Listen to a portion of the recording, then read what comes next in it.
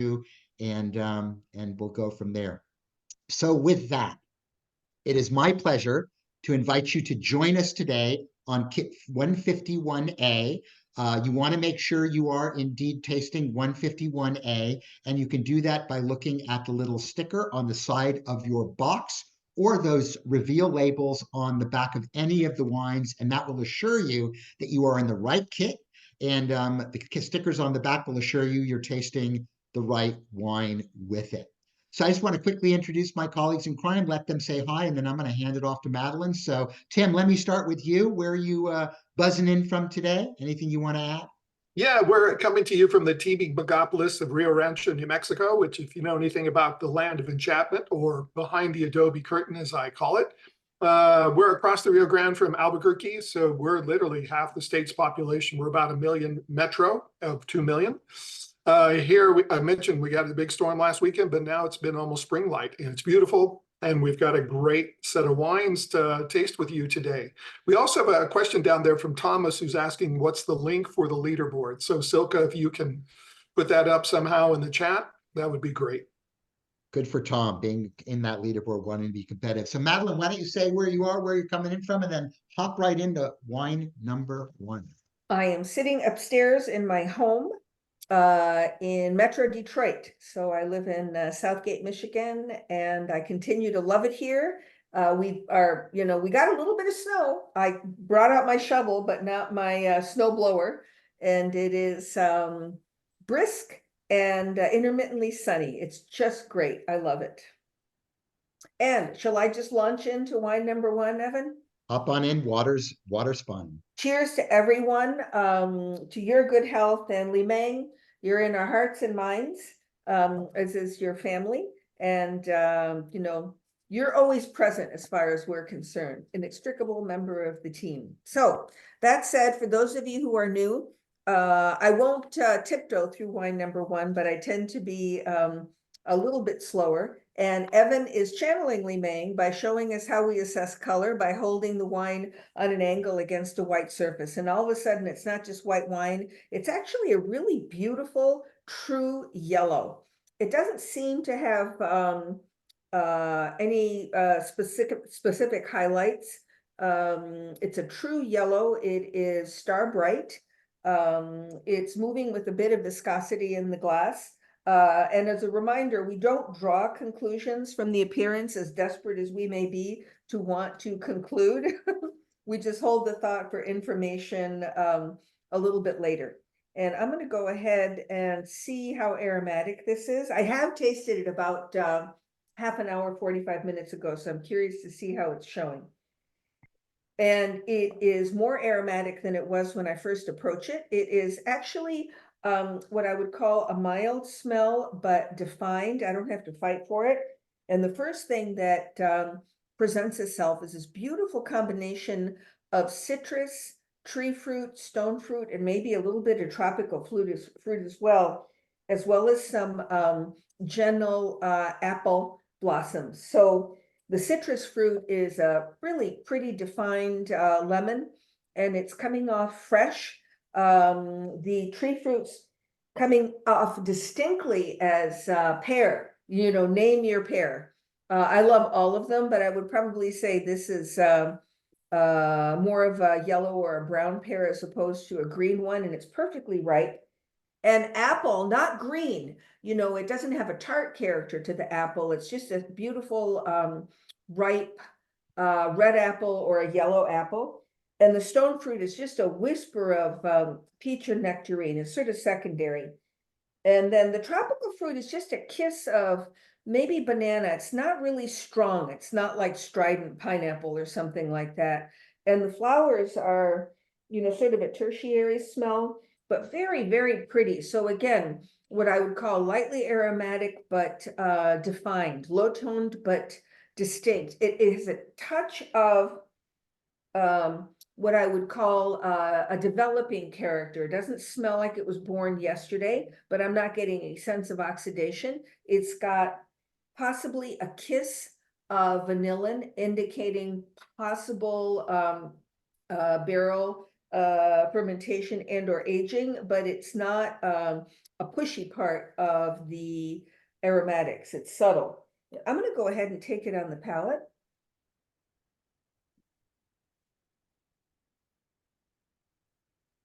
I love that we can make our little ill-mannered sound when we're on here, Evan, because it's part of, heightening the aromatics, taking a little air in, and everything I perceived on the nose is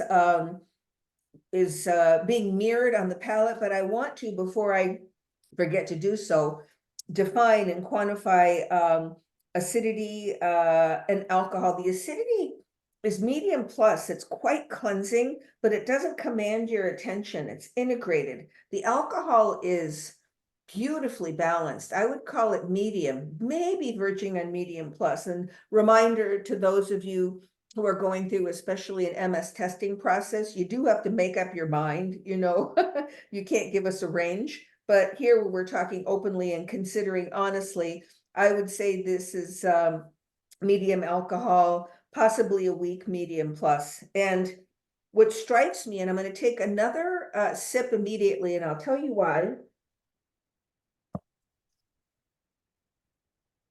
That first attack of acidity, it's always a little bit of a fake out. It comes off more strident than it will after you start sipping on the wine. The acidity is still what I would call medium plus, but this wine manages to be both refreshing and smooth at the same time.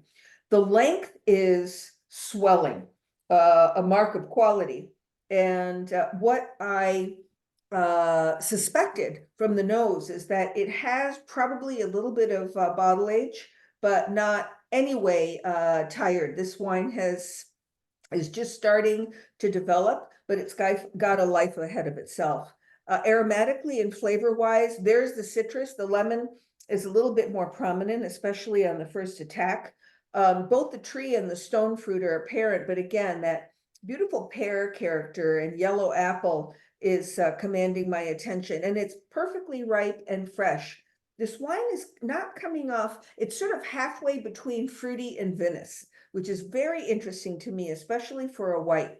The floral quality is on the palate as well.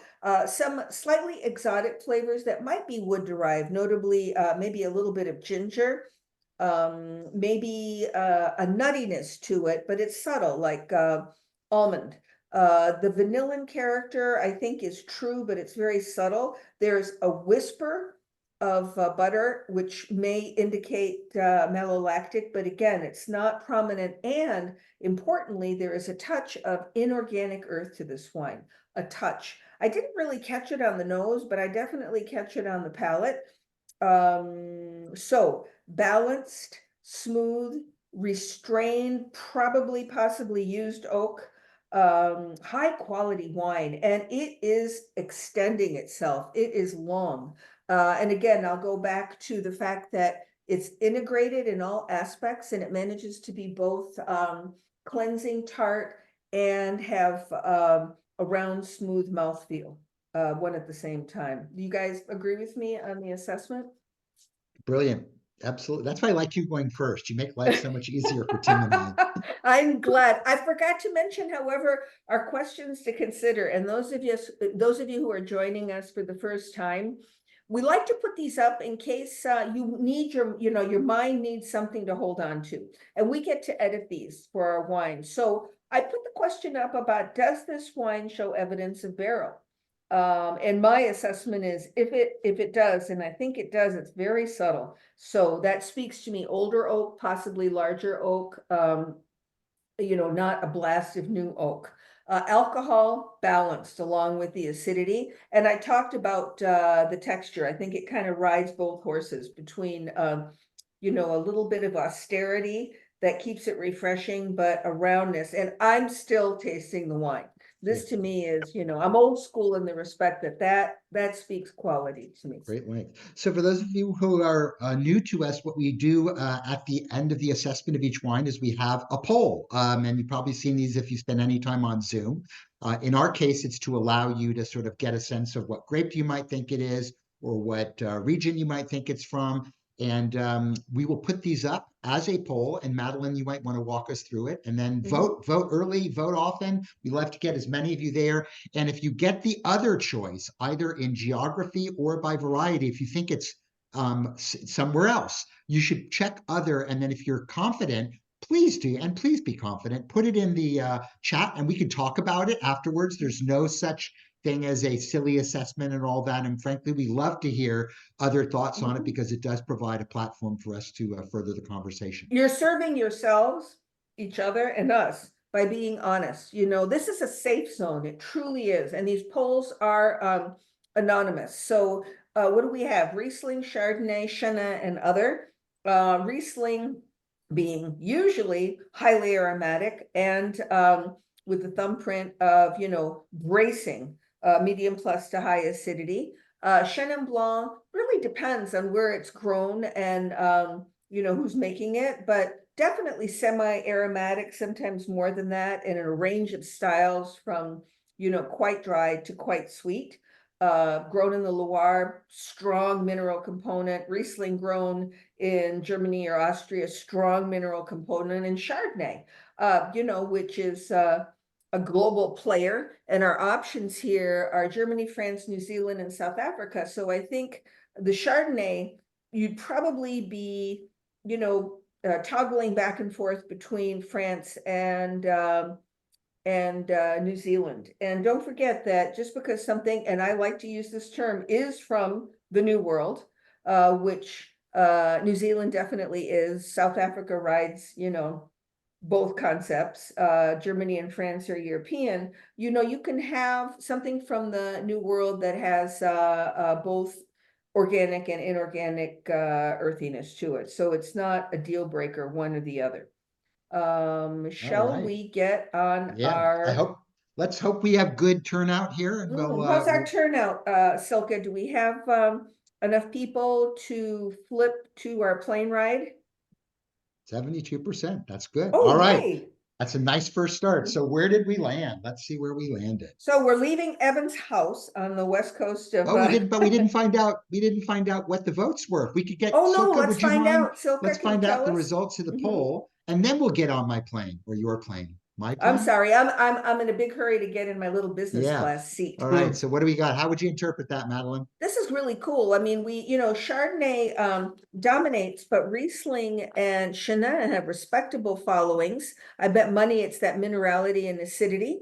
And I love the fact that Chenin, we're considering South Africa because it rocks there. And please, those of you who have considered other, put it in the chat. So let's see if 67% of the people are correct in the varietal call, and whether it's French or New Zealand. And if you decided it was French Chardonnay, I would be interested in knowing either in the chat where in France you think it's from, because there's a big difference between Chablis, Côte de Beaune, Mâconnais, and such. So we're getting on our plane now, and we're finally leaving Evan's house. We departed late. That's okay. Pretty typical in the winter. Pretty typical in the winter. And I'm going to tell you that we are going to take a nice trip across the Pacific. And this is indeed from New Zealand, which is, along with Tasmania, I think they're both on 45 degrees and the southernmost wine growing regions in the world. We're in the north portion of the South Island. This is family owned and operated, Kaythorpe Family Estate in, let's see if I can do it, Evan, Wairau. I always mispronounce it. So we are in the heart of Marlborough that produces over 70% of New Zealand's wines. But, you know, thanks to Pinot Noir, and now we're nudging you to pay attention to Chardonnay too. It's not just Sauvignon Blanc land. So this is a family that established themselves in a township called Blenheim, right in the Wairau Valley in the late 1800s, and proceeded to establish a significant farm.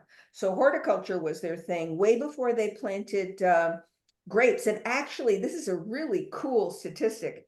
They were offered, probably ultra bucks, by Montana, now Brancott Estate, to buy their farm. It was so beautifully situated. And those are the people who made the first notable wines coming out of New Zealand, but they refused.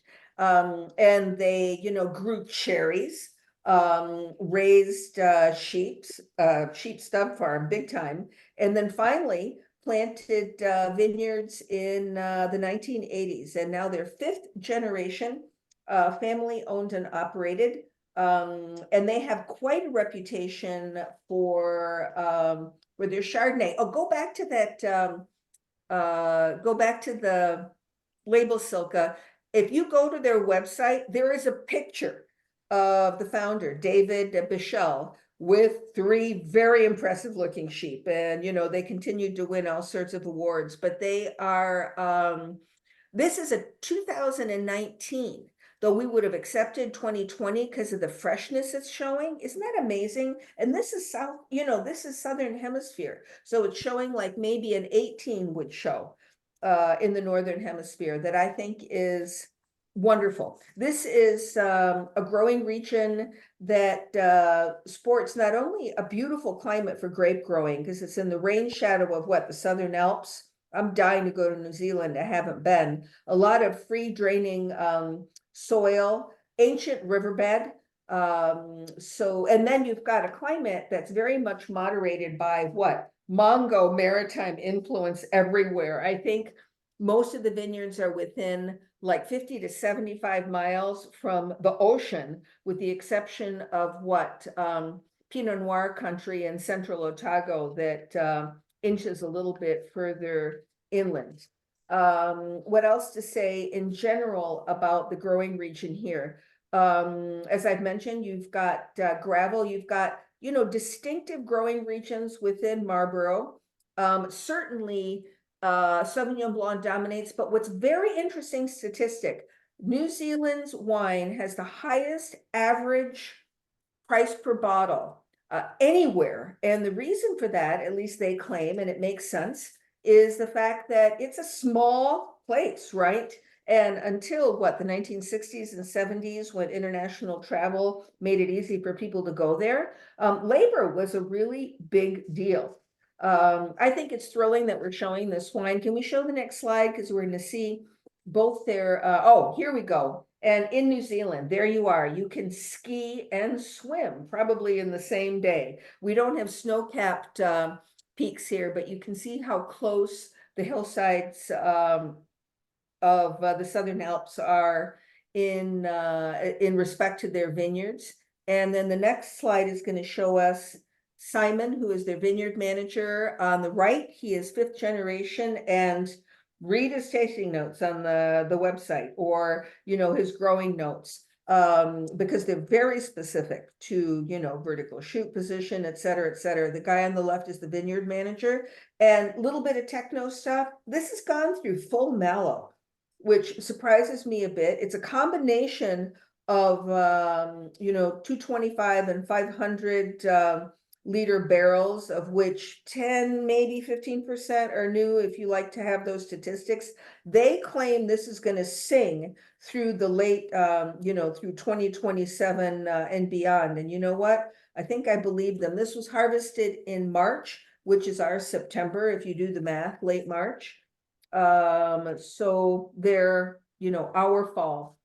Anything else you want to say about the 7? I think it's just drinking like a million Yeah, bucks. no, I just wanted to, I did manage to take a quick look at the chat, and somebody did bring up that it might, that Torrentes was a thought they had, but could you just maybe make a quick comment to that, and then I'll move on to one, The two. only thing I would say, I can see why you'd say that on the mouthfeel, but you're going to get a much stronger presence, if it's a good Torrentes, of flowers. Mhm. And it was an element in this wine, but it wasn't a dominant element, because to me, Torrentes is, again, unless it's not doing its job, a highly aromatic variety. I don't blame you for going in that direction, though, but that's what would pull me away from it. I think this is coming off like an expressive but lightly aromatic wine. Yeah. Do you mind if I ask Tim about the whole mallow and barrel aging versus barrel Go for it. I'll pick up fermentation the time. question? Yeah, no problem. Yeah, say more, Maddie. What's that? Say more about that. So No, I was going to ask you if you could answer the question about how can you tell the difference between barrel fermentation and barrel aging in a white? Yeah. So there's a little bit in the chat that I wrote, but barrel fermentation is literally fermentation, right? So it's all yeast and toast and brioche and things like that. It's yeasty type aromas. And then barrel aging is all the stuff you get from caramelizing toasted in the barrels. Torrefaction. I learned that from you, Evan. So it's vanilla, sweet spices, coffee, toast, smoke, tea, things like that. So big difference. And this, I think this wine is displaying the use of lees contact, which is adding to that nice plush mouthfeel. Yep, great. Yep. Okay, let's go on to wine number 2. And this one literally from, I'm not going to hold it up at the same time as I'm talking, but if you were to look at them just side by side and hold them up against a paper, right off the bat, they look different. This wine doesn't have as much pigmentation as the wine that we had prior. It does have just a kiss of green in the background as well too, which once again would suggest some youth or a cooler climate or perhaps a combination of both.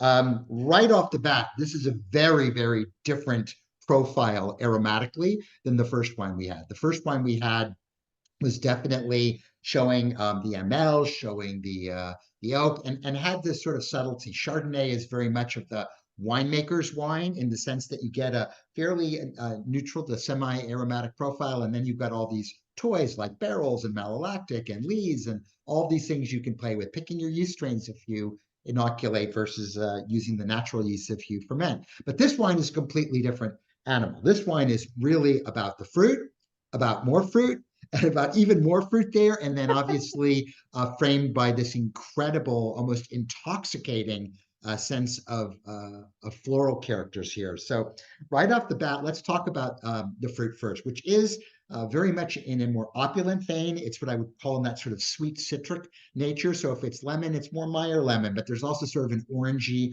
almost tangerine character. A lot of apple, but on the sweeter side of apple. So not that sort of green tart, crack your teeth, but more of that sort of yellow and golden delicious character there. And probably as much about the skin of the apple as well as the flesh of the apple too. There is a bit of, even before I taste it, just a soft bitterness that sort of defines this wine. Some stone fruit, peaches and apricots, and then you get the flowers. And this is all about flowers. But actually, before I do that, let's talk a little bit about the tropical fruit, because I would be remiss if I didn't point out that there was a little bit of lychee probably in this wine, or longan if you're down in Southeast Asia, which is sort of related to a lychee. There's a little bit of perhaps mango, maybe a little bit of guava. And now the flowers, the flowers. This is a very high-toned wine. I get honeysuckle, I get freesia, I get tuberoses, I get plumeria, I get everything that sort of just intoxicates your nose, just a very lifted, perfumed character to it. There's a little bit of honey. There's a kiss of musk to the wine, and then maybe some interesting floral components like chamomile. Yeah, I mean, just a lot going on here, but very top end, very, very lifted at the front. Let's go ahead and try it on the mouth.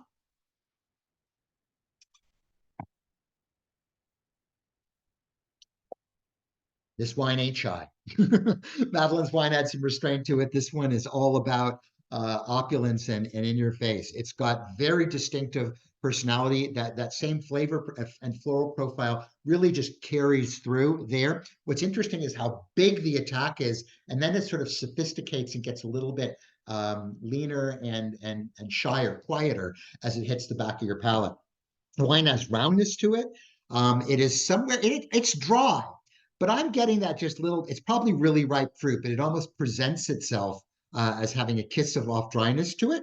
And the wine has a medium plus acid, but acid to carry through the weight and the intensity of that wine. It's got an extraordinarily long finish. And it's just a kiss, what I would say phenolic being sort of the white wine equivalent of tannin. And that's probably because of either thicker skins, skin contact of the wine, maceration a little bit or whatever, or all of the combined, which gives you obviously a riper, more forward sense of fruit, but also will give you that little bit of sort of bitterness and dare I say, astringency there. It's a big wow of a wine. And then just following up quickly on the questions, dry or fruity? I think it's dry. It's certainly fruity, but again, fruity should not be connoted with sweet. That's, I think, the point to be made there. Aromatic, yes. Floral, yes. Fruity, yes. Both, definitely. And then the body of this wine, I would say it's probably medium plus, yeah, medium, or as very much like Madeline's, maybe a light medium plus.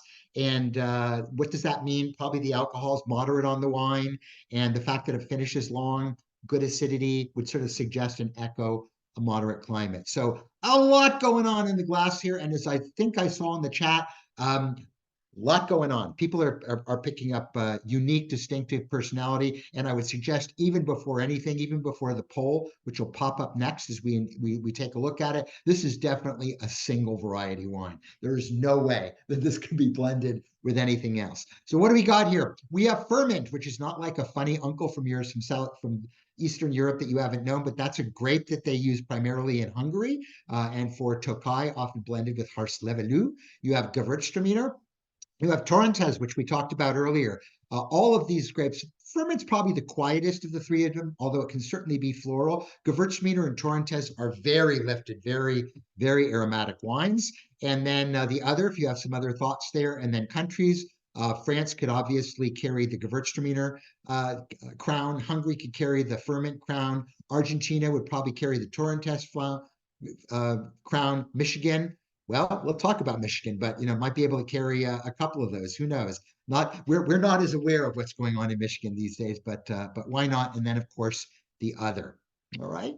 So with that, please vote. Let's get your votes in often, and think about as much as Tim always says, as much of what is the wine is what isn't the wine. So also, as you're starting to think about these initial thoughts here, think about what it's probably not, and work backwards. Process of elimination. It's always a very good idea.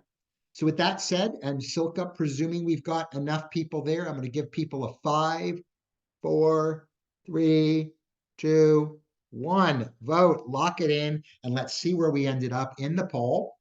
Interestingly, Gewürztraminer and Torrentes both sort of pop there. We could talk about that a little bit later when we identify what the wine is, but they share commonality in both being very highly aromatic varieties, both, if you want to sound cool to your friends, both dominated by terpenic characters, which is a lot of that very lifted, perfumed, floral, aromatic stuff.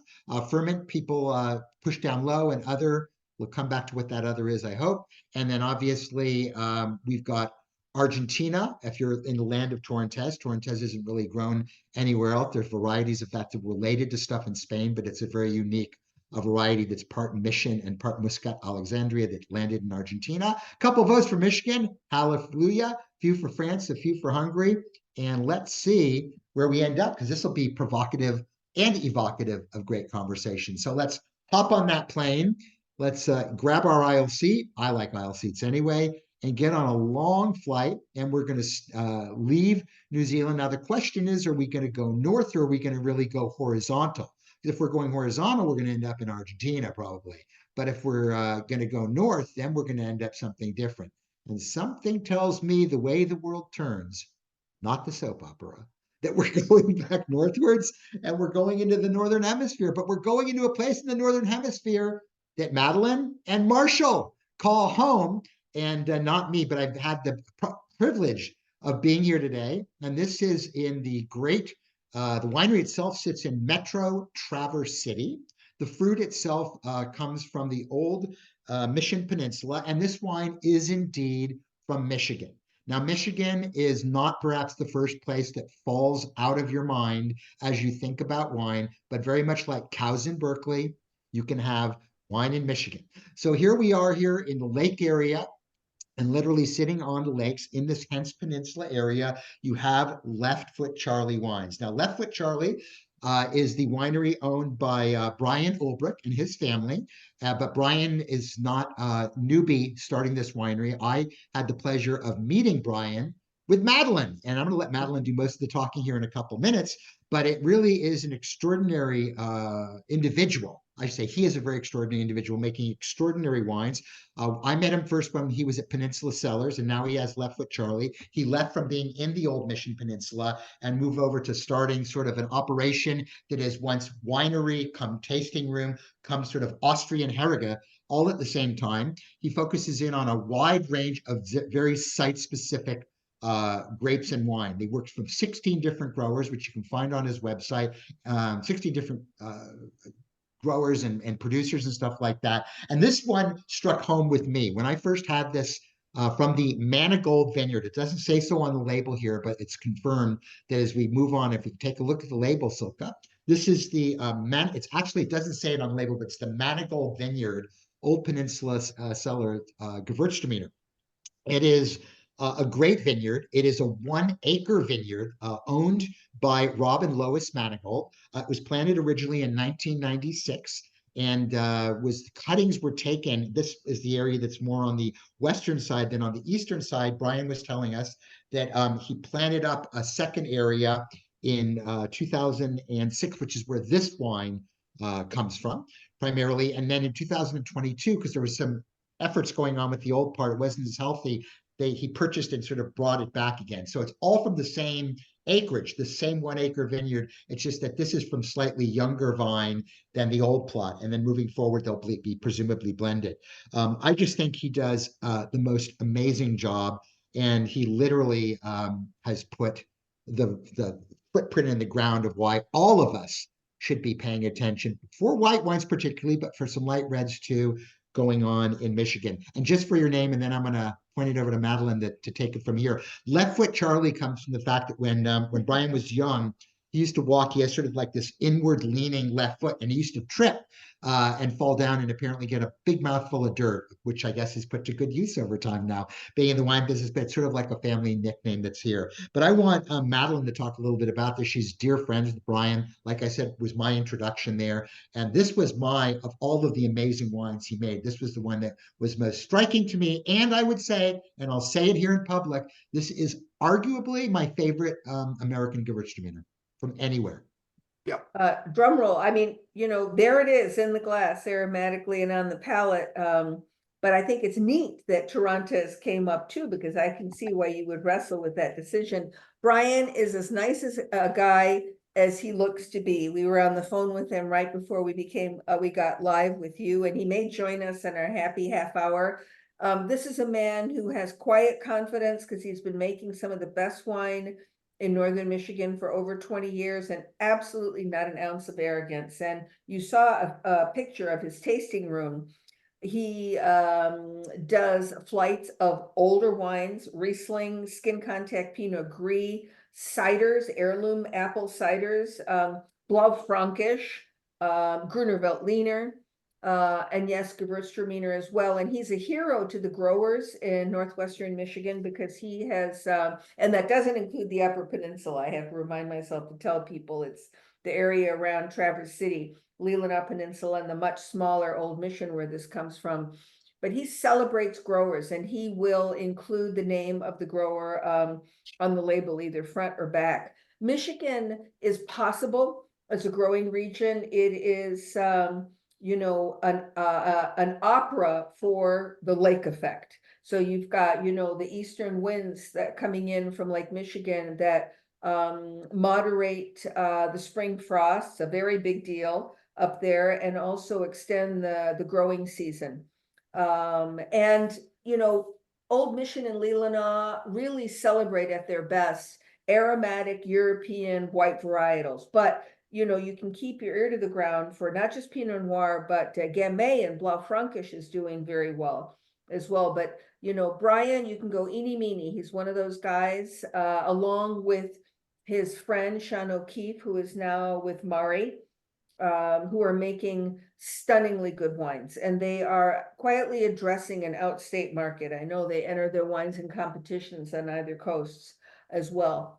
So, come and visit us. It's gloriously beautiful, what we call up north, down in southeast Michigan.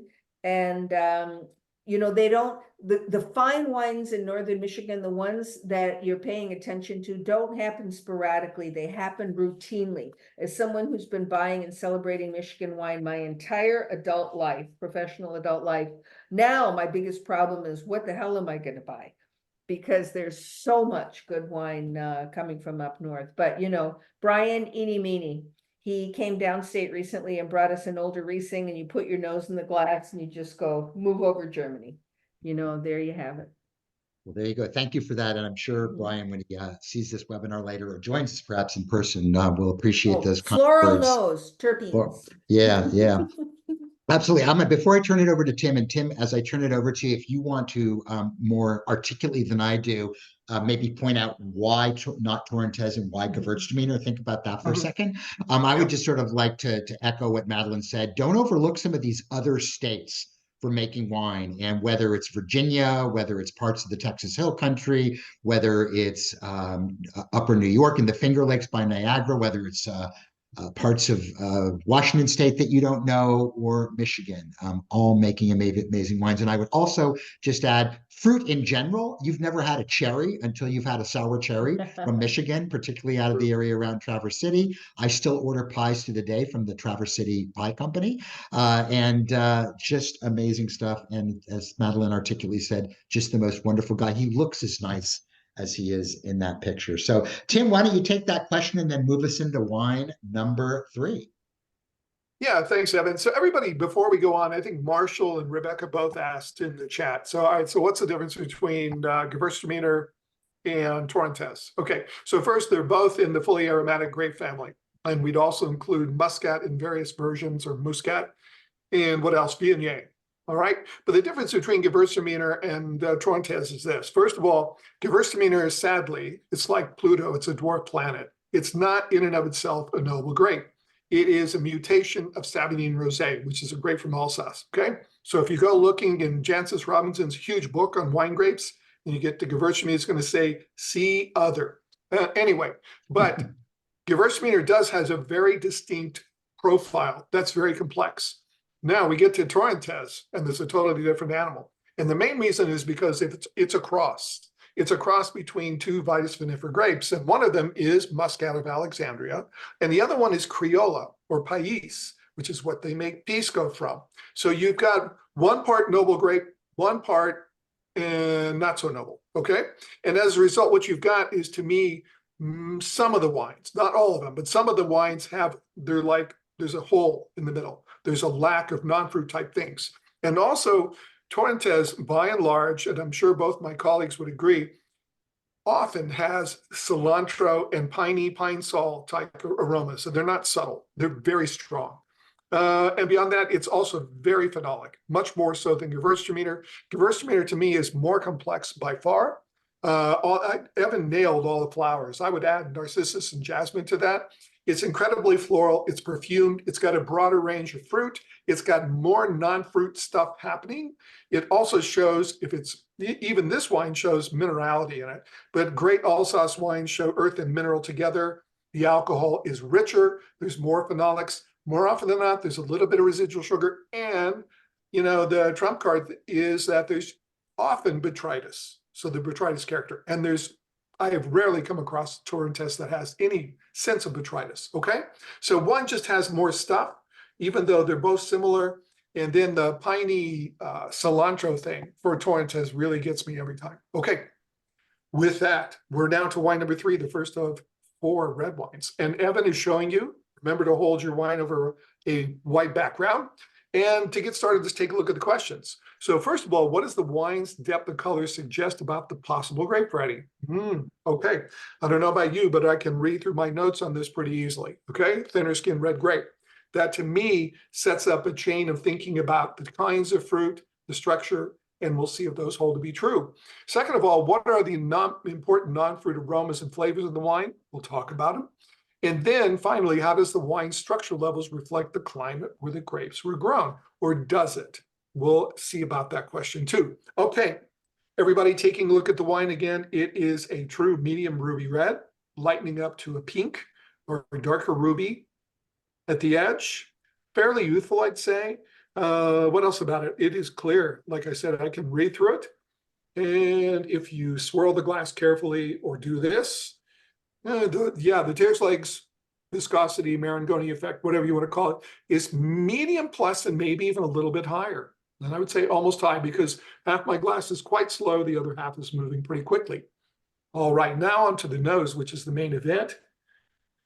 And that's delightful. Okay, so first I want to start with the fact that the wine is clean, it's well made, and the intensity is like probably moderate plus, not full on.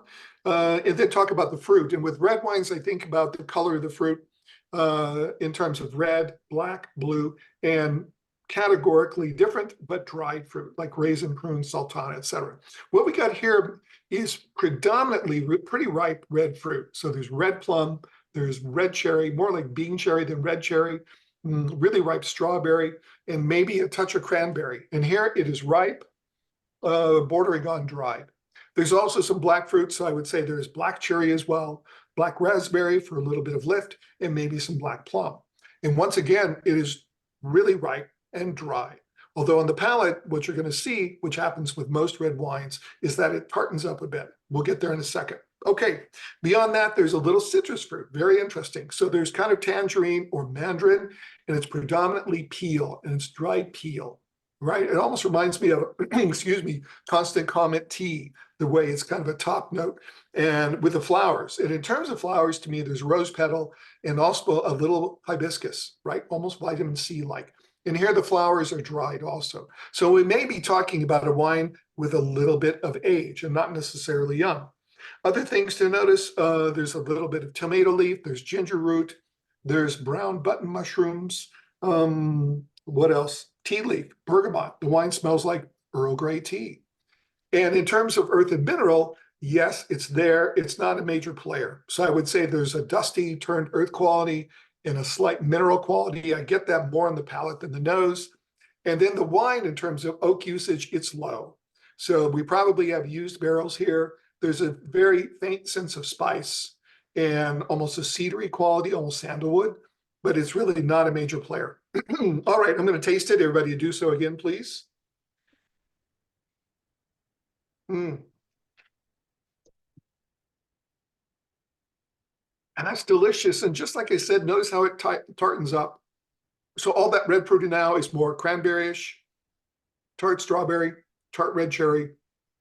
And it's not a fruit, but it's rhubarb, right? It's almost like rhubarb pie. The black fruit too is now not so ripe like plum, but more like black raspberry and blackberry, where it's lifted and there's acid. And again, it is ripe, but it's also tart at the same time. What else is there? I can taste a little bit of floral. There's more of a green herbal note, tea. That bergamot is still there. What else? The brown button mushroom. The soil quality is there, touch of mineral. That ginger spice is there. And it's almost like tomato or tomato leaf. In terms of the structure, the wine to me has elevated alcohol. I can feel heat here. So I'm going to call it high or almost high, medium plus high. The acid is medium plus. Your salivary glands are working. The tannins are very smooth. The wine is polished. It's elegant. It's restrained. And it's really quite complex. And the finish to me is long. And the complexity is medium plus headed to high. I think this is really lovely wine.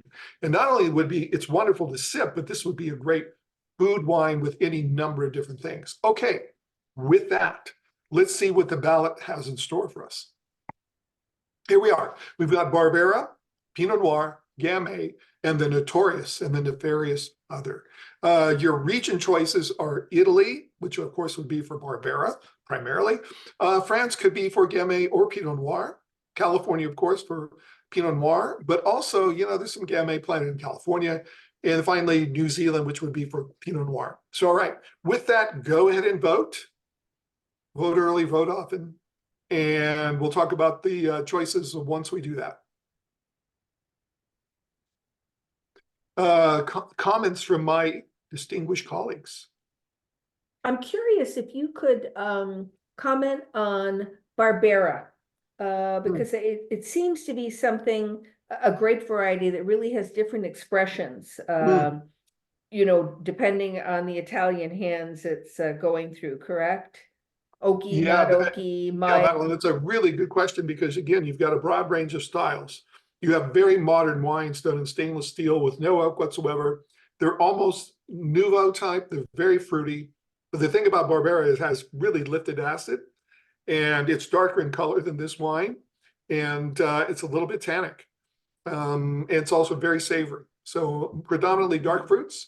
And then Gamay, of course, if it's a classic expression, is probably Beaujolais and probably something like Beaujolais Village, where you've got carbonic maceration and stem inclusion. There But is if a it variation. were a cru, you can also have Burgundian method of Oh, you should. fermentation. Absolutely. So you're not always going to get that blast of carbonic from Gamay, Mhm. right? That's true. All right, That's true. 84%. We're in a good place. Yeah. Let's go ahead and reveal the results, and then Tim, you can speak to that, and then we can go there. It looks like a lot Here we are. of So Pinot people, huh? the decision of the Academy is in. Most people went for Pinot Noir. And I think that's great. And to me, the tip off of that is just the elegance of the tannins, right? Or Barbera, some people Barbera in Italy, some people Gamay. I would just say, if you wanted to go to Europe, the old world, still using that term, I want to see a lot more earth and mineral because the fruit dominates this wine. It's a lot of delicious, lovely fruit and very low tone oak usage and some stem inclusion, but I want earth and mineral. I really want to see it. And also, the impression of Pinot Noir, and we're going to go with Pinot Noir with this, from say France, the wine's going to be dry. They're going to be really quite dry, even if the alcohol is a little bit elevated in a warmer vintage. Okay. All right. So let me see. Venkat asks, I know you said smooth tannin. Would you call it in terms of quality low? No, it's definitely medium. So Venkat, I want you to think of Nouveau Beaujolais that has almost no tannin. That's low tannin. Okay. All right, so we're going to get on Evan's Learjet now, which is parked in Michigan, Graduating. Yeah, Traverse here we City. go. They're And too where are we small. I'm going? not getting a. We're going to head back west. Not, several hours from where Evan Bye-bye, is. Charlie. Yeah. Goodbye, Brian. Yeah, and by the way, when you fly on my little jet, the windows don't pop out. I thought I would just mention that. That's value add. The That's a value add. doors, right? Yes. All right. All And right, we we're are going to go to Santa Barbara landing. County. We're going to be in Santa Maria Valley, which is one of those three east-west valleys that make Santa Barbara County and wine country so unique. And we're going to go to Foxton Vineyards and Winery. And Foxton has been, they're not first generation. Richard Sanford was first generation in the 70s. These guys are second generation. And we're talking about partners Bill Wathen and Dick Doré. The original winery was on what is historically a Mexican land grant that was purchased, I think, in 1837 by the great grandfather of Dick Doré, again, one of the founders, and his name was William Benjamin Foxton. He was an English sea captain. No, I guess that's pirates. Anyway, so he bought 9,000 acres originally. The estate that Dick Doré inherited is smaller, but the original winery is on it. And their first vintage was 1985. I remember, meeting these guys at a tasting in 1988 or 89 and being impressed with their Pinot Noir, because at the time they were making Pinot Noir primarily. Over time, they branched out. So they make at least 10 different Pinot Noirs, and I would say 7 of them are vineyard designates from, the land right around where the winery is, but also other vineyards in Santa Maria Valley. And then they make Syrah. They make 4 or 5 Syrahs, a Syrah blend. They also make a Cabernet and Cabernet type blends. There's even a Petit Verdot Cabernet Franc blend, which is delicious. And then they make Chardonnays, and they make a really good classic method sparkling wine. So they have really branched out, but they are known for Pinot Noir. This particular wine, I think, shows the stamp of their style in that it's very savory, but there's a ton of fruit, but it's really balanced. It's elegant. And as you can see, this is a Santa Maria Valley. It's a blend of 3 different vineyards, but to me, this is a 7 to 10 to 12-year wine, and just delicious and a really good representative of Santa Maria Pinot Noir. Absolutely. Yeah, thoughts? To me, this whole growing region, Santa Barbara County in general, I went for the first time last year, and the whole East-West Valley thing, this is not like sort of a mental concept, Yeah. you get, you get excellent sun exposure, but, you get, especially if you're closer to the Pacific, bracing Pacific winds. These are not breezes, right? And the further inland you go, you can grow different grape varieties, particularly a little further south. But what strikes me about this wine, and is part of this the age of the vineyards, Tim? It's complex. Yeah. You Yeah. know, it's got layers. This is not a one note delicious wonder. It's, you know, it's Yeah. multifaceted.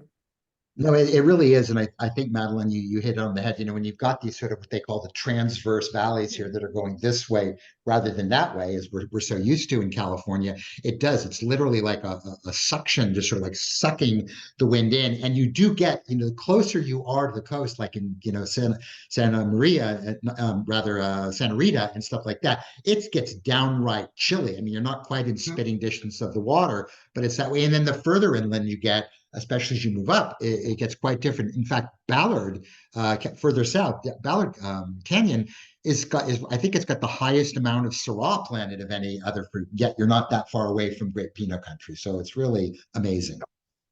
Yeah. We have a quick question about what's the difference between Oregon Pinot and California. Man, short question, long answer. I would just say, and with Oregon, simply because now you have all these separate AVAs and you have older vines and you still have vintage variation, which is greater than you'd find in California. But by and large, and I want my two colleagues to pipe in on this, for me, Oregon Pinot's more herbal and more earthy, but still the fruit in good vintages that you would find in California. Yeah, what do you think about that? Yeah, I would suggest to you that if there was a closer style, you know, which ones are closest to Oregon? I think the ones at the South Coast are the closest. There's some things that you get on the very far western Sonoma coast, the so-called true Sonoma coast, and even in the Mendocino Ridge, that can be kind of like that. That get that sort of like saline herbal thing. But I actually believe that the whole sort of Santa Maria, Santa Rita, Santa Barbara area more mimics what you see in Oregon than say Russian River Valley or something like that. Can I jump in too? Because I think, you know, the one thing about Santa Barbara, even with the bracing acidity and, you know, how, you know, how aged where they are, et cetera, mid palate, as I hold this wine on my palate, there's an intense fruitiness to it that speaks South Central Coast to me. Whereas Oregon doesn't have that as a general rule. I mean, we're generalizing big time. Also, I think that the best Oregon wines, you know, especially the ones that cost money, and this one's a stone value at under $40, but the best Oregon wines really need a little bit more time to get their act together. They tend to be Burgundian in that sense, that they're a little bit more clenched in their youth, you know, unless they're the entry level offering. And I do think they inch closer in earthiness to Europe. My 10 cents. Yeah. A All right, happy problem to wrestle between those two. Okay. let's keep moving along there. Great. Yeah, let's go to wine number 4. And as they, well, first of all, here's the dynamic duo of Bill Wathen and there's David Whitehair as the current winemaker. You gotta love Good that. hair. Yes. All right. So why don't we, Silke, why don't we go on to wine number 4? The questions, again, talking about the wine's depth of color. What does that mean for the grape variety? Important non-fruit flavors and aromas, and that will be important with this wine. Okay, it's always important, but it's really important with this wine. We'll pay attention to them. And then how would you describe the texture of the wine on the palate? With that, let's get to it. In terms of the color, notice how it's deeper than the previous wine. It is a deep ruby, and the youth of the wine is spoken by the fact that there's a very narrow, lighter band of rim. It's like magenta or fuchsia, okay? From that, if the wine doesn't quite stain the glass, and then the legs, tiers, etc., are high. So the alcohol is going to be 14 or above, right? And then on the nose, let's take a look. And I would just say, goodness, it's really complex. So there's a lot going on, and I have to be Inigo Montoya and sum up, okay? First of all, the fruit, there's definitely really ripe fruit here. And it's plum and cherry and, you know, maybe really ripe strawberry, but it's almost like compoted fruit. And that goes for the black fruit as well, black plum, blackberry. And again, really ripe, almost stewed, compoted. So again, speaks to what we thought about the tears legs and they're being slow in the warm climate. Yes, absolutely true. There's also some dried fruit I would add here. There's a little bit of a raisiny sultana note. And so I don't know about you, but you might think about the complexity of the wine versus what it can be made from. And I'll get to more about that in a second. Now to the non-fruit, and there's a lot to talk about. First of all, above the glass, there is some lovely lavender type aromas, right? And beyond that, there is black pepper. And what else about it? There's all sorts of herbs, like herbs de Provence. Yeah, and savory things. There's a little bit of soy and hoisin and almost beef jerky. The Jimmy Dean factor, as Madeline calls it. Yeah, and what else? And again, there's herbs. There's like bay leaf and other dried savory type herbs. There's mushroom. There's both earth and mineral on this, and it's pretty strong. So those of you that were tempted to go, to Burgundy with that last wine, you should smell this wine for earthiness versus wine 3. It's a big difference. Okay. So I think there's like turn soil. There's a stony quality. What else? What else am I missing? There's also a licorice. There's a black licorice quality. And there's like turn soil again and rocks. So, stones. And that savory quality. All right. So the oak aging here is low if it's there. So I'm missing all the new spicy barrel stuff. I don't find that at all. Instead, it's all the non-fruit and the different kinds of fruit and the earth and mineral. And then on the palate, go ahead and taste it, please.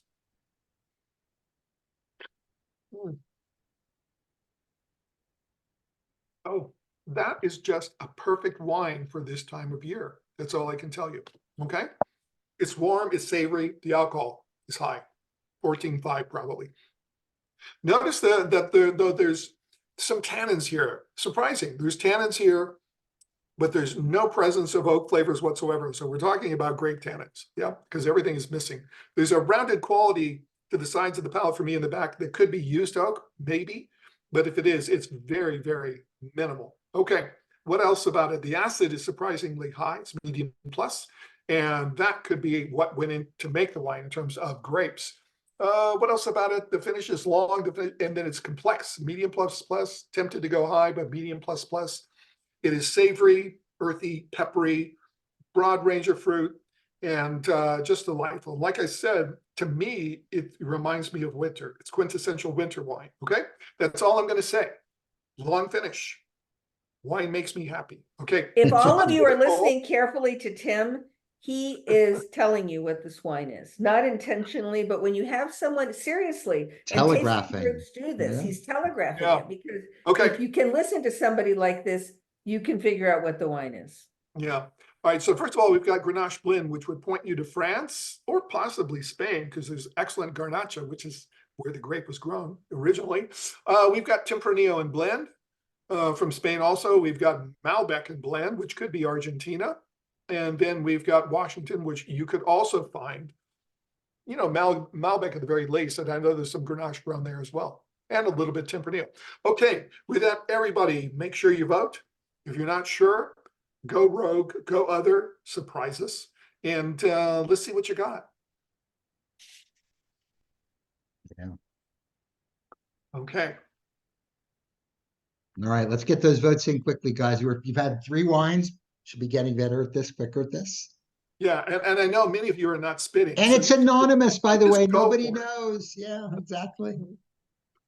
Okay, 82% yes. Okay, so let's see. Let's jump on Evan's private plane. Let's see where No, we we ended need up to see the first. We need the poll. polling. Oh, Yeah. let's see. Yeah, sorry. All right, so we've got 71% of Grenache Blend, excellent. Tempranillo Blend, 10%. Malbec Blend, 14%. And the notorious other, where most people went to France, some went to Spain, a few into Argentina. And I'm glad you did, because Grenache Blend, Grenache and Zinfandel to me are like the frat party of red wines, right? Because they just want to get out of control and just go nuts and give you alcohol and fruit and like everything.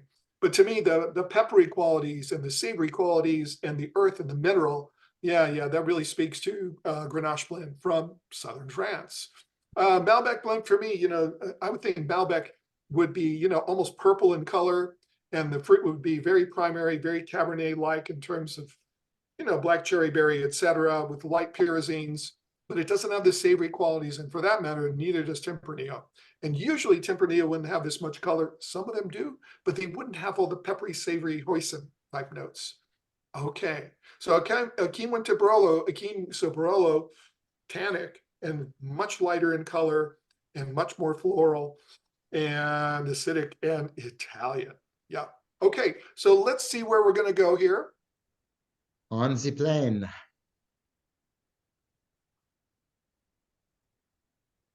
And we're Goodbye, talking about Santa another Barbara. overnight flight here. So cozy up. Yeah. And yeah, we're going to go cross country, head due east, cross the pond. And we're going to somewhere that I was literally last May for a little bit of time.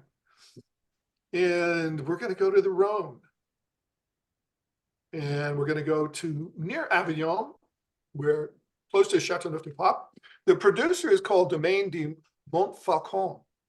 And it's an actual castle. There is a Chateau de Montfaucon. The history dates back to the 12th century. The castle itself was built in the 15th century. It's amazing. It has been in a family for over 120 years. And from 1910 to 1970, the property was owned and run by, wait for it, Madeline Triffon, and she married into Dupin family and became the Comtesse Dupin. So yeah, I know. And they make a white wine, Cuvée Madeline, Maddie. And at some point, we got to try it, right? We have to do it in the tasting. I've never Anyway, had a Cuvée Madeline, so it's time. yes, absolutely. And it's got to be great. Okay. So what we're talking about here is the properties Côte du Rhône. They also make a Lirac. They make rosés, from Grenache blends. And then the white, which is from, I think, 5 different white grapes, including Viognier and Marsanne and Roussanne, et cetera. And then they make what is called the Baron de Montfaucon, which is from all 15 grapes planted on the property. This is their Côte du Rhône Rouge. It is 50% Grenache, and then Cinsault, Syrah, Carignan, and Counoise. I'm thinking the tannin on that comes from, and the color too, from both the Carignan and the Syrah. It's done completely in concrete tanks, fermented and aged, co-fermented, and then aged for 12 months, and then bottled after polish, filtration, and fining. Okay. To me, I love Côte du Rhône wines from a really good producer like this because they're one of the wine world's great values. It's other Chateauneuf type producers who release Côte du Rhônes, man, I mean, the value for the wine, you've got declassified Chateauneuf, and it can be really good. But also, I mentioned this is quintessential winter wine to me, one of my favorite styles of wine to drink during the winter, with things, if you're going to go traditional, stews, braises, things like that, and hearty soups. And it's just heartwarming and delicious and savory. Absolutely. It's a stunning value, actually. Yeah. I mean, this really, it just shows you that the appellation Côte du Rhône embraces a very broad range of concentration and complexity in its wines. This is, Baccarat, baby Châteauneuf-du-Pape, Gigondas, and it's $20 retail. I mean, it's stunning. But that combination, when I was saying, Tim was like reading the wine, when you have that combination of alcohol, ripe fruit, tons of earth, dried herbs, right, et cetera, et cetera, et cetera. It's speaking to this growing region. And it's and unlike the north where you don't find it so much, but you do get that sort of classic underbrushy garrigue thing that is sort of permeates the whole Provençal South. There is the chateau, literally right along the river.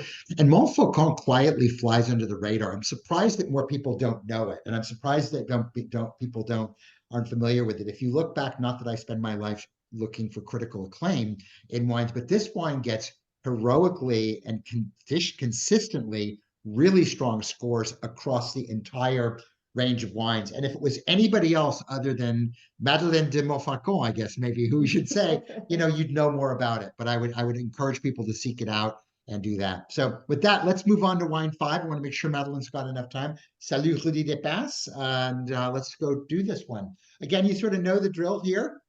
But again, I think Tim articulated when to look for sort of red fruits, blue fruits, black fruits. I always say look at the color of the wine. That'll generally tell you the kind of fruit you're going to have. Red wines, more red fruits. There's more opaque, dark, deep wines, more of the black fruits, or some fun of a combo. Always look for earth and stoniness and what that means or does not mean by either the existence of it or the lack thereof.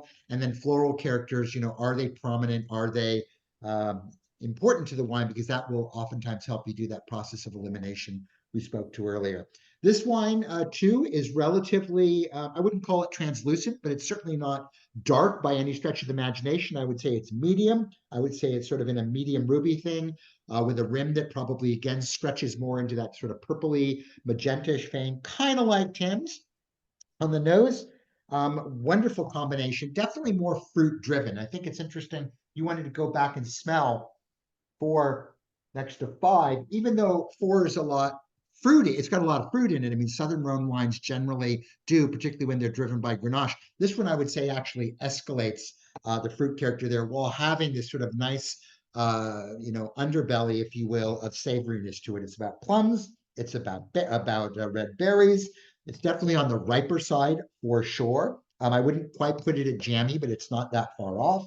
It's got blackberries, a little bit of black cherry, a little bit of black raspberry there, and even just a soft little note of fig, like black mission fig along the way. There's that lavender, there's that violet. It has sort of this purple floral thing, which I alluded to down in the third question there. There's fennel, there's a little bit of olive, there's a little bit of Garrigue, and there's a little bit of pepper. Would Evan do that to you? I don't know. I guess we're going to have to see. There's a bit of licorice as well, too. But then, unlike the last one, you're getting some oaks. You're getting some oak spice. And here I think it comes off to you as a little bit of star anise, a little bit of cloves, some cinnamon, maybe a little bit of toffee in there as well, too.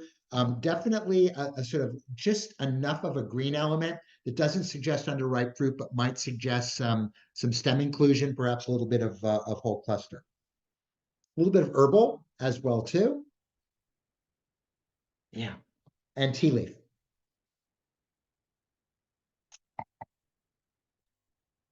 Palate, good attack.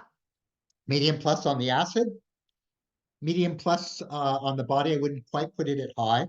Warms my chest, but it doesn't blow me up. And really solid tannin management. I was expecting a grippier, grittier wine than I got, but I'm not getting that. It's actually quite round and relatively smooth, although it's got some sharp edges, and a lot going on. I would put the complexity level of this wine as being high. All right, so what are our choices here? Again, and interesting if you look against this wine against wine 4, quite interesting thing to look at it side by side. We've got Malbec blend. We've got Mourvèdre, which is one of the components that you find down in the Southern Rhone, but also exists oftentimes more by itself as you approach Provence. A Syrah blend as opposed to a Grenache blend, and then of course the other. And our Italy could probably be, what would I do? Probably not Malbec, maybe a little bit of Syrah in the Tuscan area. And maybe, yeah, that would probably be it. Argentina, clearly Malbec and a little bit of Syrah as well. California, we play in all the different sandboxes.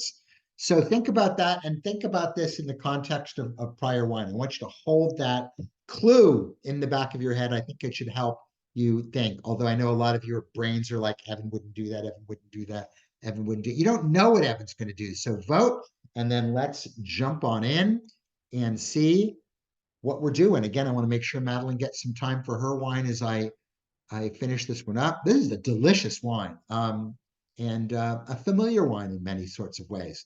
So what do we got poll-wise? Oh, we got some Touriga Nacional going in. Okay, a little bit carbonic. I would say it's anytime. Oh, hello, Syrah blend. You are 8 in 10. A little bit of Malbec and just a kiss of other. A little bit might have been the Touriga vote that was there, and a little bit all over the place. But California leads, so you literally have just a kiss under 2/3 in the New World. Regardless, I think that makes sense based on the profile of the wine, and then some in France and a couple in others. So let's see where we are as we hop back on our plane and we leave our friends down in the Southern Rhone Valley. We say goodbye to the Southern Rhone River. We say bye to Avignon. We hop on. I'm going to put you on a lot of long flights today. If you're a frequent flyer, this is a good flight for you today. You get a lot of points. But we go high in the air.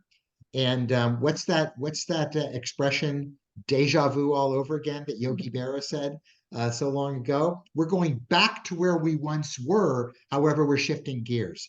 So we were down in the South Central Coast earlier with our friends at Foxen, and you can look, you can literally see Foxen there, but we're actually going to Beckman. So remember, I even tossed this one. I amuse-bouche to you earlier, saying that as much as the South Central Coast is known for Burgundian varieties and Pinot Noir and really almost saline Chardonnays, as you move further inland, you get really well known for your Rhone varieties. And here we are in the Santa Ynez Valley and sort of more towards that eastern part of the Santa Ynez Valley, remembering, of course, that Santa Rita, which we talk about almost independently, is technically part of Santa Ynez, but we're further more towards Los Olivos and Ballard Canyon. And that's where these grapes are grown. These are Rhone grapes. This is a Syrah blend, and it comes from our friends, the Beckmans.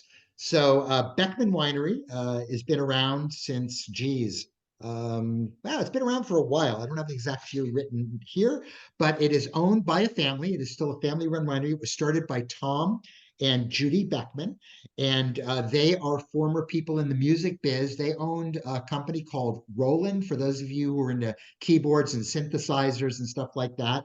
And they exited that business, and along with their son Steve, who's the head wine guy, and Jeff, who's the head sales guy, they started this family affair in the wine business. And they settled in with this idea being that they wanted to focus specifically on Rhone style wine. So everything is under the namesake brand, but they do make a couple of different ones. This is one of their more affordable wines. It's called their Cuvée Le Bec, and it is sort of a very classic blend. It's a 50% Syrah wine, but it has 30% Grenache. It has 7% Mourvèdre and 5% Counoise. So if you're scratching your head and reeling your head back to what Tim talked about earlier, this is a very similar wine crafted on the other side of the world. So the answer is, would Evan do that? Yes, Evan would, because Evan just did. But the whole idea here was to show you the same profile, but both in a Euro version and then a classically in a Southern California Rhone Ranger-y type of approach. What I thought was cool here, and perhaps showing you a little bit more Euro style, if you will, is 2021 is definitely a cooler vintage in this part of the world, and it reflects itself in sort of more of an elegance and a little less pedal to the metal. They work with two vineyards, both of which are estate. One is literally the Beckman Estate vineyard property, which sits on their Los Olivos property where the winery is. And then they own one called the Purisma Mountain, which sits in Ballard Canyon, which is just a dynamite vineyard as well too. And again, this is across varieties and across what they're doing. They have an exclusive focus on Rhone grapes. And I always think the thing about Beckman, and we've had not only this wine before in a vintage a couple of vintages ago, but when we do these tender tastings, we always talk about how they deliver everywhere they go. All of the Beckman wines are good. And I always think they punch above their weight. To me, this wine delivers far more than a $30 SRP in terms of the pedigree, complexity, and all that other fun stuff. So yeah, really good things. There's the family. So there you see Steve, Jeff, and then Tom, of course, Roland Mann on the right-hand side there. Great to still see these family wineries where the family continues. You know, so often these wineries get the younger generation is not as interested in carrying on the business as the older ones were. Oftentimes in the South Coast, whether it's the Melvilles or here the Beckmans or wherever, you do see that a lot. And I think that's just great. So cool stuff. Maddie, bring us home. Wine number 6. No, you gave me a full 10 minutes. I don't know what to do with myself, but I will say that I love the fact that I'm staring at Tim and channeling him at the same time, because I can hear him saying, go back to the nose on both number 4 and number 5. And that will set you free, because I can really see, especially on the palate where you might struggle with similar flavors, ripeness, etc.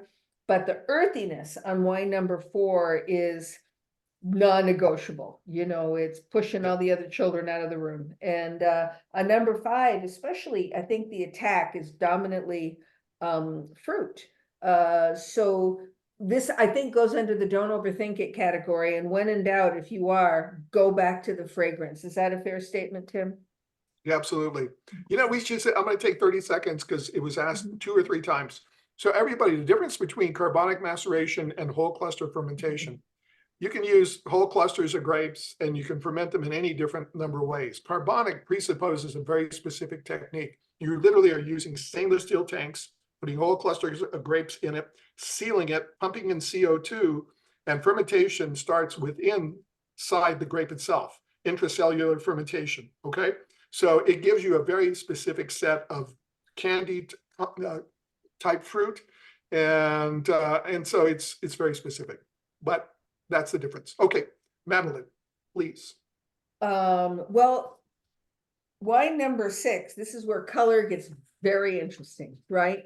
So again, we're not blowing smoke at you, on an angle against a white surface. And what I always do is I look at the very center, which is a deep ruby red, though I can almost see my finger through it. And then as my eye travels to the rim, I get 3, 4 different hues, so significant gradation of color.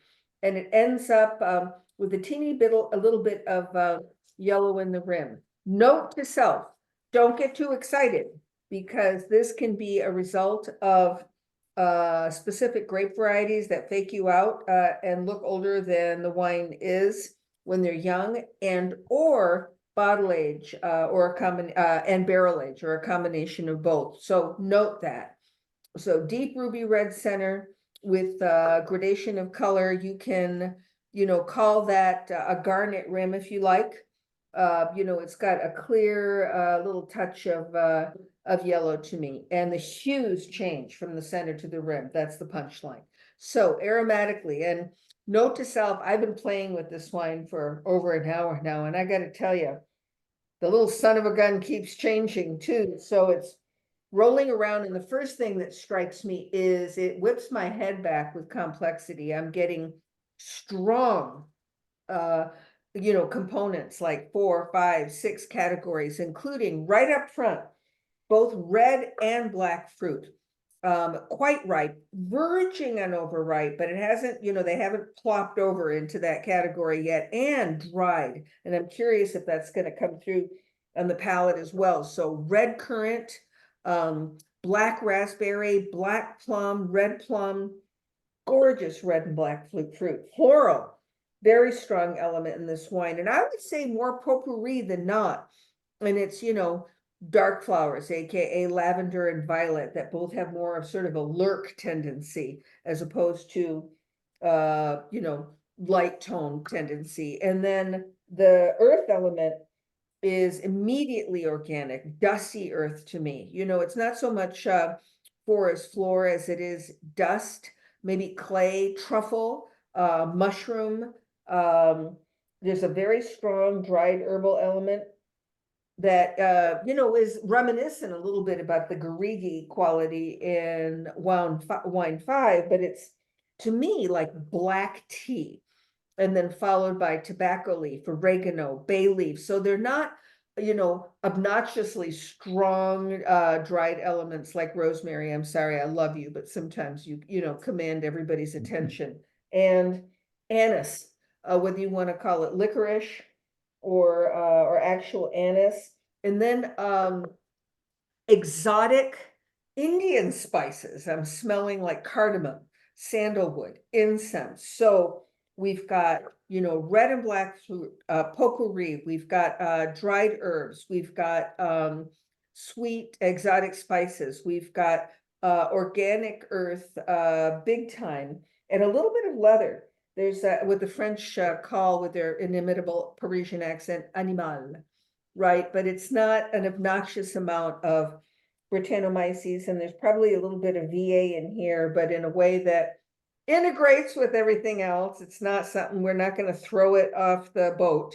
And oak, it's surprising to me. I didn't expect to get this on the heels of everything else, but there's definitely a sweet vanilla and oak smell in this wine. It is not to the point where it's throwing a heavy blanket on the rest of the aromatics, but it's distinctive. I'm going to go ahead and take it on the palate before I get to taste it, because I'm seduced by the aroma of it.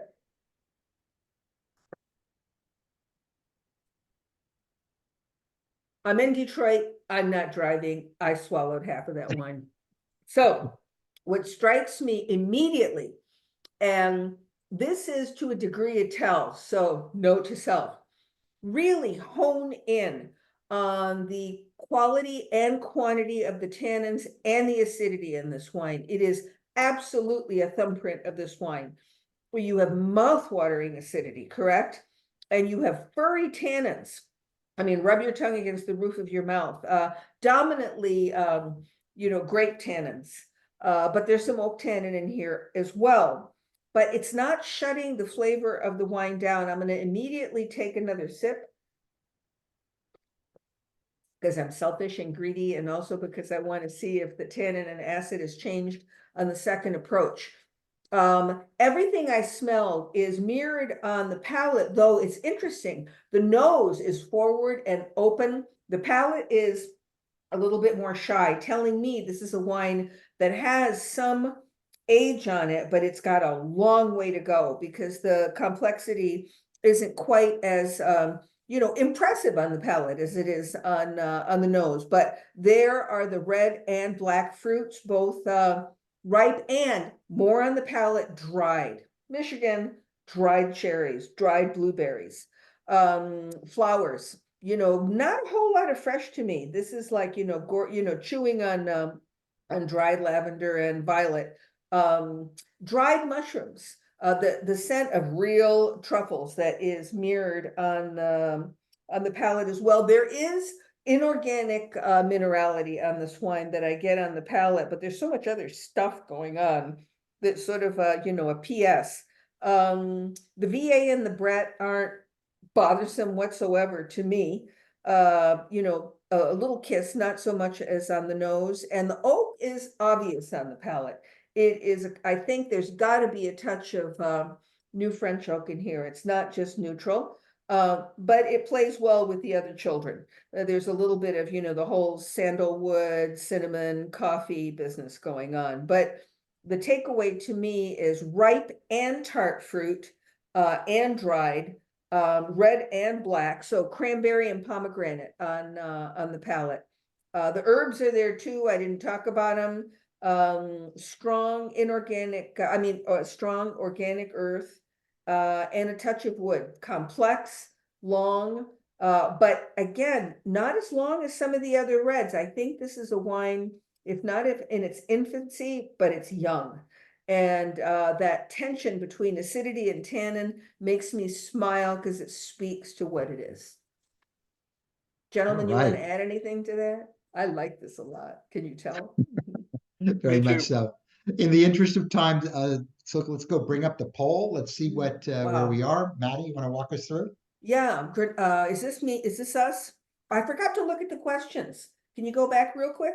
Did it matter? I talked about the acid tannin balance. It doesn't matter. Grenache blend. You can say we've done that, but Evan could do that. I don't think you're getting the thumbprint of pepper and meat. And also I think frankly the color, if it were pure Grenache, is too deep. Sangiovese blend, possibly, especially with that acid tannin juxtaposition. And one could even consider another, hello, drum roll, Nebbiolo. So if you do consider it, really ask yourself with great honesty, what is the quality of the tannin? How aggressive, mean are those tannins?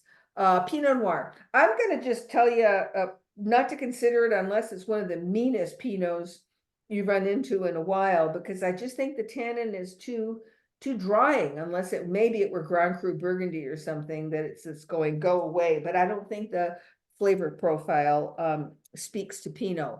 Old World Italy for sure. Old World France, which could be Grenache. New World California and Australia, that certainly speaks to Grenache, but I kind of eliminated it. Sorry about that. So quickly fill it and let's look at it. 86%. Let's rock. Boy, you guys are the best. We're pushing 90. That never happened. So thank you for not being falsely shy. Sangiovese blend. I'm curious, please put in the chat room what the other is. I keep meaning to ask everybody because I'm deeply, honestly curious what you would say this is if it were not Sangiovese, and probably I should have put Nebbiolo in or Tempranillo in the grape variety options, because as Tim says, those are the evil dwarves, you know, they torture people and will continue to, you know, that age-old tussle. So let's go ahead and reveal. I'm not sitting on your little plane, Evan. I get claustrophobia, you know, I just like a We'll get nice, you on a 737, 747, yeah, right. 777. So we are going to Italy, we are going to Tuscany, we are going, so we're, you know, we're east of the maritime influence. We have a lot of maritime stuff going on today, right? This one is very interesting because this is Tuscany. It is Chianti, so it's not Brunello, which would display, I think, a darker sense of fruit and also higher tannin and probably even more wood. This is family owned and operated for centuries, since the 1400s, the Mazzei family. The township and the winery is called Fonterutoli. Don't you love Italian? You know, it just makes you feel better when you say it. This is Serlapo, a cuvee that I'm not entirely sure is site specific, but it's named after one of their ancestors, who was an author of the first official document talking about, hello, Chianti.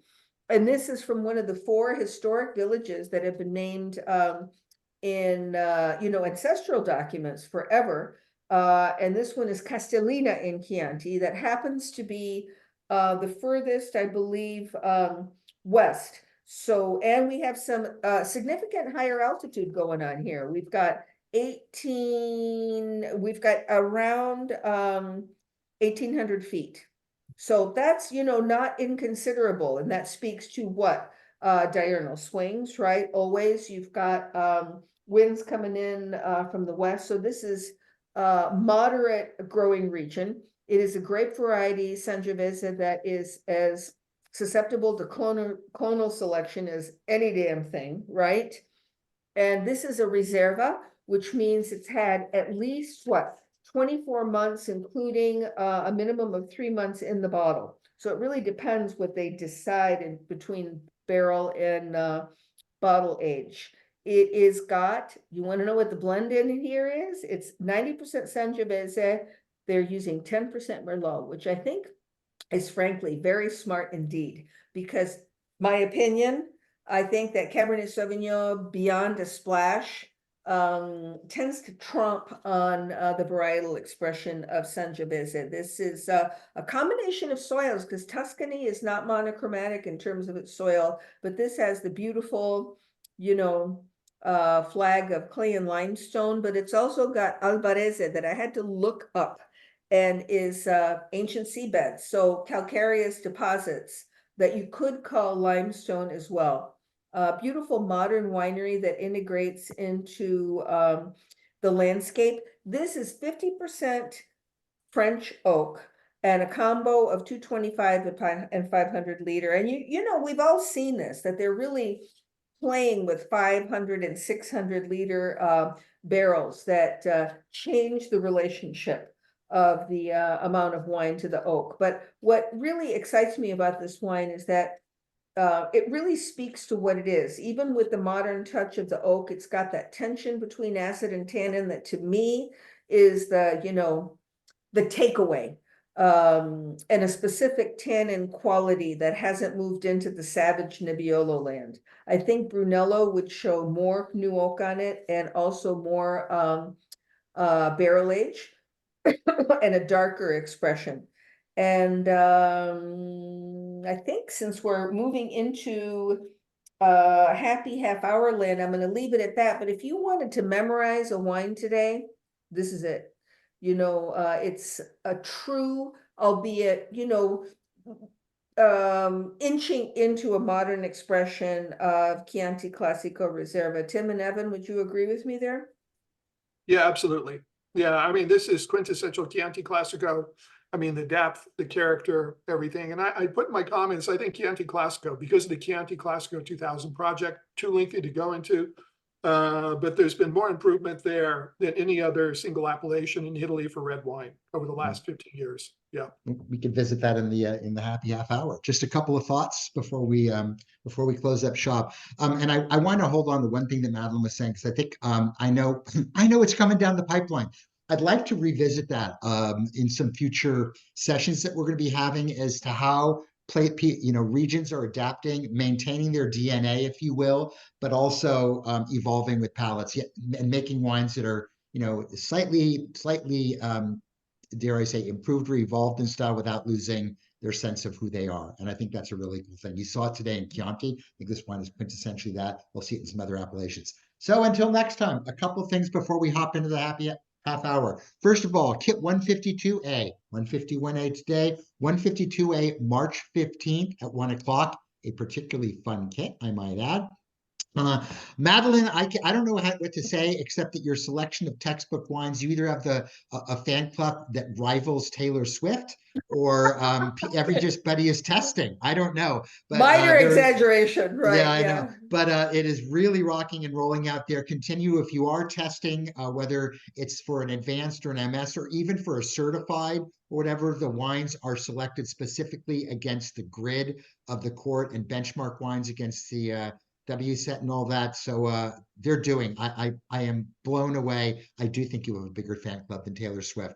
And then lastly, I want to point out a fun thing. I realize it's kind of quote unquote last minute, but we are doing this joint venture project with the folks up at Three Sticks in Sonoma County, and me and Ryan Pritchard is their winemaker on next week on Tuesday, I believe, are going to be doing a webinar together. We have literally just 6 kits left. We made 100 and something of them for them. And 2 things. Number one, if you're interested in the Three Sticks seminars, you can see there, you can send a note to us and we can actually get you the link to attend the webinar without the wines, but then you can actually get the wines too. And then when the recording goes, get a double whammy on that. I will tell you in advance, it's a stellar set of wines that Ryan picked out. I'm really looking forward to doing my Inside the Actor studio with him. It should be a tremendous amount of fun. And I think we have one more slide for some more goodies before we rock and roll. Thank you, Silka. One, again, something that sort of overwhelms me. People who are having fun with their testing and fun with their blind tasting have been purchasing these Sommify games. Sommify being the board game that is, I don't know, Candyland Chutes and Ladders meets the world of blind tasting, accompanied by an MTW kit. You can get the whole thing as a package together on our site. You get a premium of it being part of the MTW family. And then last but not least, we instituted these at the holidays as sort of a holiday gift, but like they are taking off as well too. And Brilliant. I encourage people to think about doing these for either host or hostess gifts when you're going to a dinner party. Somebody brought up weddings. Yeah, instead of doing Jordan little almonds. Takeaway. There you go, a better takeaway for a wedding, etc. But it's a nice little pillow that's a fun gift, or even if you wanted to bring wine to somebody, but didn't want to bring them a full bottle of something, but bring them a couple of little tastes of this and that could be a lot of fun. Great stocking stuffers indeed, Jen. So anyway, with that, we're gonna shut down the official webinar portion of today, and we are gonna move into our happy half hour and take some